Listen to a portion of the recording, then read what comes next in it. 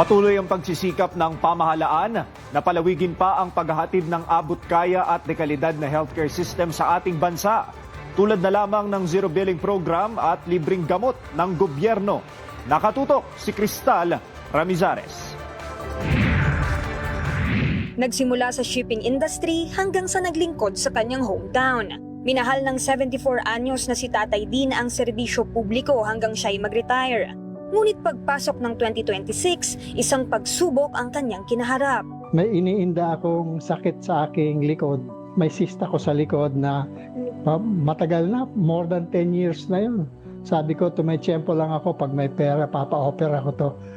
So, tumubo ang isang boil sa tabi ng cyst. Dahil sa pag-aalala, napagdesisyonan ng kanyang mga anak na dalhin siya sa isang DOH-accredited hospital sa Cavite para ipa-surgery. Hindi raw siya makapaniwala na wala siyang binayaran ni piso. Qualified kasi siya sa Zero Balance Billing Program dahil siya'y senior citizen at PhilHealth member. Nakita ko yung bill ko, nasa 38,000. Tapos sa pinakababang baba, last page, merong 1 inch by 3 inches na nakatatak doon. May tatak siya. Walang babayaran. Ha? Totoo ba ito? Ako'y talagang manghang-mangha na wala akong binayaran. Patunay ito na ramdam ng mamamayan ang zero balance billing ng Department of Health alinsunod sa direktiba ni President Ferdinand Marcos Jr. Wala nang kailangan bayaran ng pasyente basta sa DOH Hospital dahil bayad na po ang bill ninyo. 4 na pasyente naman ang nadugtungan ng buhay sa pamamagitan ng Joint Liver Transplant Program ng DOH Rizal Medical Center at Philippine Children's Medical Center. Yung sakit po niya hindi po nakukuha ng mga gamot.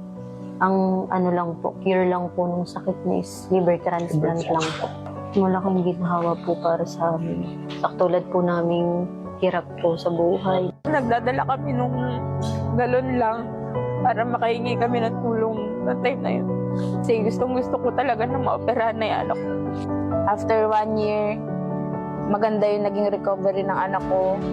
Sinusulong ni President Marcos na ilapit ang serbisyong pangkalusugan sa mamamayan at pagtibayin ang collaboration ng government at private sector. Dito sa programa with Medical City, napababa natin to almost 2.5 million pesos ang isang liver transplantation. Ito ay katapat na ng presyo sa India. Malaking bagay ito. Ayaw nating umalis ang ating mga kababayan, mag-resign sa trabaho, sasamahan yung anak nila, manlilimos ng kaperahan.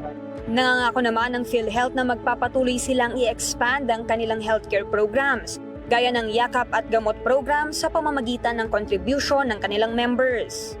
Maaari nang mag-register sa PhilHealth sa pamamagitan ng inyong eGov app para ma-avail ang iba pang benepisyo. Paalala ng ating health agencies na kaagapay sila ng bawat Pilipino sa anumang sakit at gastusing medikal.